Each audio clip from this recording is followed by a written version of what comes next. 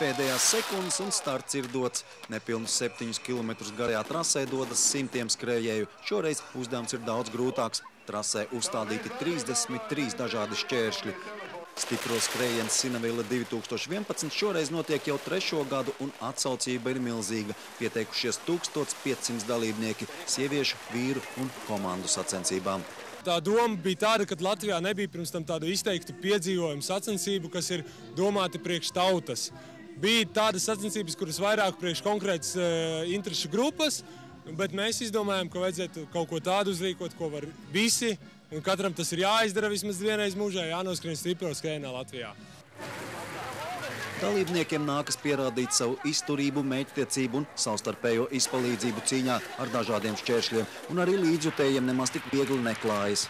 Un es līdzi draudzeni paziņu, un visu laikā kamera līdzi, bet es domāju, ka es finišā būšu tā pirmais. Žēl vienīgais to, ka man tie sirmie mati un tie gadi, ja, un ceļi un viss pārējais, un manā jaunībā tāds kaut kas nebija. Noteikti būtu piedalījies, noteikti. To, ka distance ir sarežģīta un prasa lielu izturību, apliecina arī mediķi, kuriem nākas vairākiem skrējienu dalībniekiem sniegt medicīnisko palīdzību.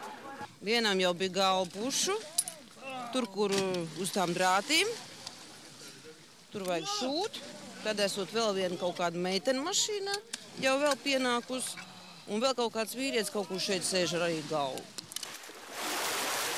Kaut arī ne starp pirmajiem, kas šķērsoja finiša līniju, tomēr stipro skrējienā startēja arī LNT komanda. Zini kā, es eju pa ielu un skatos plakātu, 4. mājas, 11. novembris. Viņiem nav jēgas tiem plakātiem uz ielas, ja tu neieliec saturu. Un man liekas, šodien 4. maijā visi tie, kas te sapulcējušies, ieliks saturu pa stipru Latviju. Nu, tev kaut kas jāizdara, stiprs ir, jo tas ir pats svarīgākais.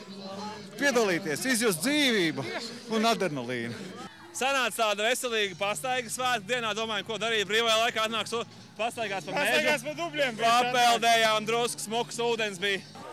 Kaut arī pārguruši, slapji un netīri, stipro skrējienu dalībnieki visi kā viens atzīst, šis ir lielisks veids, kā svinēt valsts svētkus. Skrējienu organizētāji atklāja, ka nākošgad skrējiens ieplānots jau Baltijas valstu mēroga. Plašāku ieskatu šīs dienas stipro skrējienā skatieties kanālā LNT, uzreiz pēc LNT ziņām. Uldis Janzems, Sergejs Zarotņevs, LNT.